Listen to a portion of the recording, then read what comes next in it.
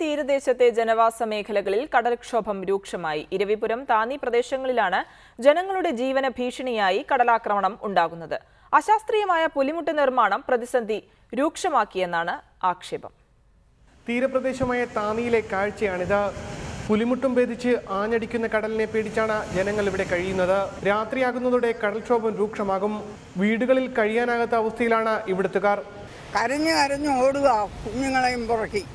കടൽ അവിടം വരെ വീടിനകത്ത് വരെ കയറുന്നുണ്ട്. ഈ കടൽ ഭിത്തി കൊണ്ട് ഒരു പ്രയോജനവും ഇല്ല. വെറുതെയാണ് സാറേ, ഇത് വെറും ചെറിയ കല്ലുകളാണ് ഇവിടെ കൊണ്ടുവന്നിടുന്നത്. ഈ കല്ലുകൾ ഒരു കടലടിക്കുന്നതിന് മുമ്പ് തന്നെ മറിഞ്ഞ് പോവുക. രാത്രി കാലങ്ങളിലായ ഈ പ്രദേശത്തുള്ള ഒരു ഭവനത്തിലുള്ളവർക്ക് ഉറക്കമില്ല, പ്രത്യേകിച്ച് പൊടിമക്കള്. ഭയങ്കരമായ കടലടിയാണ്. കാക്കത്തോപ്പ് മുതൽ താന്നി വരെയുള്ള സ്ഥലത്താണ് പുലിമുട്ട് നിർമ്മിച്ചിട്ടുള്ളത്. എന്നാൽ ഭാരം കുറഞ്ഞ പാറകൾ അടുക്കി പുലിമുട്ട് നിർമ്മിച്ചതാണ് പ്രതിസന്ധി രൂക്ഷമാക്കിയതെന്നാണ് ആക്ഷേപം. പുലിമുട്ടുകൾ ഇപ്പോൾ നിർമ്മിക്കുന്ന ഈ പുലിമുട്ടുകൾ വെറും ചീള് പാറകളാണ് ഇവിടെ അടിക്കട്ടുള്ളത്. ഇപ്പൊ തന്നെ രാത്രി ഉറക്കമില്ല മനുഷ്യന്. ഈ പൊടി പിള്ളേരെ രാത്രി ഉറക്കം കഴിഞ്ഞാൽ വീട്ടിൽ ഇരുന്ന് ചോറ് കഴിക്കുമ്പോഴാണ് തലവടി ഒന്ന് വെള്ളം വീഴുന്നത്.